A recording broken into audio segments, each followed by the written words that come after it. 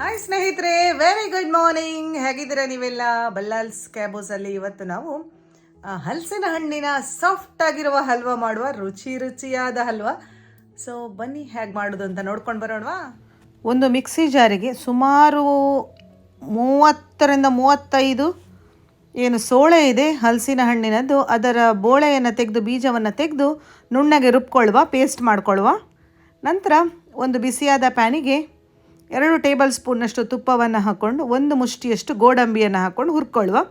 ಗೋಡಂಬಿ ಇಡೀ ಬೇಕು ಹೇಳುವವರು ಇಡೀ ಗೋಡಂಬಿಯನ್ನು ಹುರ್ಕೊಳ್ಬಹುದು. ನಾನಿಲ್ಲಿ ಅರ್ಧ ಮಾಡ್ಕೊಂಡಿದ್ದೇನೆ. ಸ್ವಲ್ಪ ಕಲರ್ ಚೇಂಜ್ ಆಯಿತು, ಕ್ರಿಸ್ಪಿ ಆಯಿತು ಅನ್ನುವಾಗ ಒಂದು ಬೌಲಿಗೆ ಅದನ್ನು ಟ್ರಾನ್ಸ್ಫರ್ ಮಾಡಿ ಇಟ್ಕೊಳ್ಳುವ. ನಾನಿಲ್ಲಿ ಸ್ಟೀಲ್ನ ಪ್ಯಾನನ್ನು ತೊಗೊಂಡಿದ್ದೇನೆ ಸ್ನೇಹಿತರೆ, ದಪ್ಪ ತಳದ ಪ್ಯಾನ್ ಇದು. ನಂತರ ಅದೇ ಒಂದು ತುಪ್ಪ ಏನು ಉಳಿದಿದೆ ಅದೇ ಪ್ಯಾನಿಗೆ ಸ್ವಲ್ಪ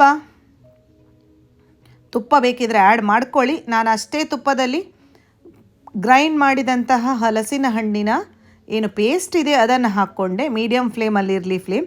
ಕೈ ಆಡಿಸ್ತಾ ಇರುವ ಒಂದು 5-10 ನಿಮಿಷಕ್ಕೊಮ್ಮೆ 2 ಟೇಬಲ್ ಸ್ಪೂನ್ನಷ್ಟು ತುಪ್ಪವನ್ನು ಹಾಕ್ಕೊಂಡು ತಿರುಗ್ತಾ ಇರಬೇಕು.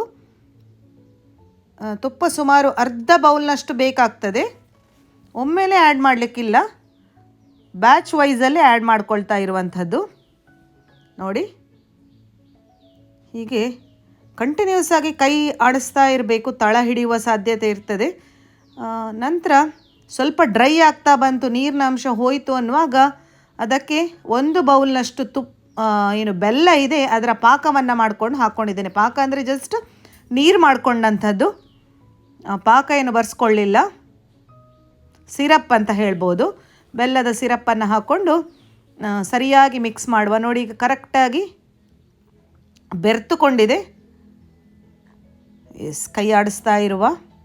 ಹಲಸಿನ ಹಣ್ಣು ಸಿಹಿ ಇದೆ ಅಂತಾದರೆ ಬೆಲ್ಲ ಕಮ್ಮಿ ಸಾಕಾಗ್ತದೆ. ಅರ್ಧದಿಂದ 1 ಟೇಬಲ್ ಸ್ಪೂನ್ನಷ್ಟು ಏಲಕ್ಕಿಯ ಪುಡಿ, ಒಳ್ಳೆಯ ಅರೋಮಾವನ್ನು ಆ್ಯಡ್ ಮಾಡಲಿಕ್ಕೋಸ್ಕರ ಹಾಕ್ತಾ ಇದ್ದೇನೆ. ಈ ಟೈಮಲ್ಲಿ ಪುನಃ 1-2 ಟೇಬಲ್ ಸ್ಪೂನ್ನಷ್ಟು ತುಪ್ಪ. ಕಲರ್ ನೋಡಿ ಈಗ ಚೇಂಜ್ ಆಗ್ತಾ ಬಂದಿದೆ, ಬೆಲ್ಲ ಆ್ಯಡ್ ಮಾಡಿದ ನಂತರ ಥಿಕ್ ಆಗ್ತಾ ಬಂದಿದೆ ಕೂಡ. ಸುಮಾರು 30-40 ನಿಮಿಷ ಬೇಕು ಈ ಹಲ್ವಾ ರೆಡಿ ಆಗಲಿಕ್ಕೆ. ತಾಳ್ಮೆಯಿಂದ ಮಾಡ್ಕೊಳ್ಳುವಂಥದ್ದು. ಫ್ಲೇಮು ಅಷ್ಟೇ ಮೀಡಿಯಮಲ್ಲಿ ಇಟ್ಕೊಳ್ಳಿ, ಹೈಯಲ್ಲಿ ಇಟ್ಕೊಳ್ಳುವ ಅವಶ್ಯಕತೆ ಇಲ್ಲ. ಈಗ ಮತ್ತೊಂದು 2-3 ಟೇಬಲ್ ಸ್ಪೂನ್ನಷ್ಟು ತುಪ್ಪ ನಾವು ಎಷ್ಟು ಆ್ಯಡ್ ಮಾಡ್ತೇವೆ ಅಷ್ಟು ಚೆನ್ನಾಗಿ ಅರೋಮಾ ಬರ್ತದೆ. ಇದು ಸಾಫ್ಟ್ ಸಹ ಆಗ್ತದೆ.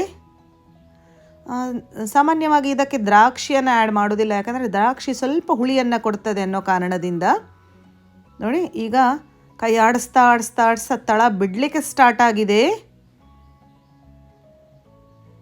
ಇನ್ನೊಂದು 5 ನಿಮಿಷ ಸ್ನೇಹಿತರೆ.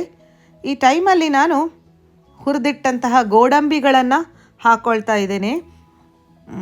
ಸ್ನೇಹಿತರೆ, ಈ ರೆಸಿಪಿ ನಿಮ್ಗೆ ಇಷ್ಟ ಆದರೆ ಖಂಡಿತವಾಗಿಯೂ ಈ ವಿಡಿಯೋಕ್ಕೊಂದು ಲೈಕ್ ಕೊಟ್ಟು ಬಲ್ಲಾಲ್ಸ್ ಕ್ಯಾಬೂಸನ್ನು ಸಪೋರ್ಟ್ ಮಾಡ್ತಾಯಿರಿ.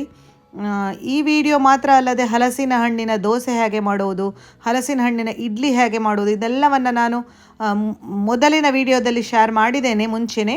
ಹಲಸಿನ ಹಣ್ಣನ್ನು ಹೇಗೆ ಶೇಖರಿಸಿ ಇಡೋದು, ಸೀಸನ್ ಇಲ್ಲದಾಗ ಅದನ್ನು ಹೇಗೆ ತಯಾರಿಸ್ಕೊಳ್ಳೋದು, ಅದರಿಂದ ಹಲಸಿನ ಹಣ್ಣಿನ ಇಡ್ಲಿಯನ್ನು ಅದನ್ನು ಸಹ ತೋರಿಸ್ಕೊಟ್ಟಿದ್ದೇನೆ ನಾನು.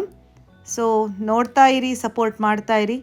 ಮತ್ತೊಂದು 2 ಟೇಬಲ್ ಸ್ಪೂನಷ್ಟು ತುಪ್ಪವನ್ನು ಆ್ಯಡ್ ಮಾಡಿದಾಗ ನೋಡಿ ತಳ ಬಿಡಲಿಕ್ಕೆ ಪ್ರಾರಂಭವಾಗಿದೆ.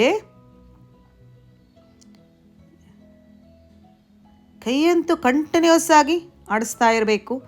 ಈಗ ನೋಡಿ ಇಷ್ಟು ಚೆನ್ನಾಗಿ ತಳ ಬಿಟ್ಕೊಂಡು ಈ ಥರ ರೋಲ್ ಆಗ್ತಾ ಇದೆ ಅಂತ. ಈ ಟೈಮಲ್ಲಿ ನಾನು ಫ್ಲೇಮನ್ನು ಆಫ್ ಮಾಡಿಕೊಂಡು ತುಪ್ಪ ಸವರಿದ ಒಂದು ಪ್ಲೇಟಿಗೆ ಹಾಕ್ಕೊಳ್ತೇನೆ. ಇದನ್ನು ಸುಮಾರು 5-6 ಗಂಟೆಗಳಷ್ಟು ಕಾಲ ಹೀಗೆ ಇಡ್ತೇನೆ. ಅಂದರೆ ನಾನಿದನ್ನು ನೈಟಿಗೆ ಮಾಡಿ ಮಾರ್ನಿಂಗ್ ಟೈಮಿಗೆ ಕಟ್ ಮಾಡ್ಕೊಳ್ತೇನೆ. ಸ್ವಲ್ಪ ಟ್ಯಾಪ್ ಮಾಡಿಕೊಂಡು ಸ್ಪ್ರೆಡ್ ಮಾಡ್ಕೊಳ್ಳಿ. ಎಸ್, ನೆಕ್ಸ್ಟ್ ಡೇ ಮಾರ್ನಿಂಗ್ ಇದನ್ನು ಒಂದು ಬಾಳೆ ಎಲೆಯ ಮೇಲೆ, ಗಟ್ಟಿಯಾಗಿದೆ ಬಾಳೆ ಎಲೆಯ ಮೇಲೆ ಹಾಕಿಕೊಂಡು ಪ್ಲೇಟಿಂದ ಚೆನ್ನಾಗಿ ಬಿಟ್ಟಿದೆ. ನಿಮಗೆ ಯಾವ ಆಕಾರದಲ್ಲಿ ಬೇಕು, ಎಷ್ಟು ದೊಡ್ಡ ಪೀಸ್ಗಳಾಗಿ ಕಟ್ ಮಾಡ್ಕೊಳ್ಬೇಕು ಹಾಗೆ ಇದನ್ನು ಕಟ್ ಮಾಡಿಕೊಂಡು ಹಾಗೆ 1 ವಾರ ಹೊರಗಿಟ್ಟೇನು ಹಾಳಾಗೋದಿಲ್ಲ, ಅಥವಾ ಫ್ರಿಜ್ನಲ್ಲಿ ಇಟ್ಟು ಸಹ ಟೇಸ್ಟ್ ಮಾಡ್ಕೊಳ್ಬಹುದು. ಓವನ್ ಇದ್ದವರು ಜಸ್ಟ್ ಇದನ್ನು ಬಿಸಿ ಮಾಡಿ ಸಹ ತಿನ್ನಬಹುದು. ತುಂಬಾ ಚೆನ್ನಾಗಿರ್ತದೆ. ಸೊ ಈ ವಿಡಿಯೋಕ್ಕೊಂದು ಲೈಕ್ ಅಂತೂ ಕೊಡಲೇಬೇಕಲ್ಲ ನೀವು. ಟ್ರೈ ಮಾಡಿ. Thanks for watching.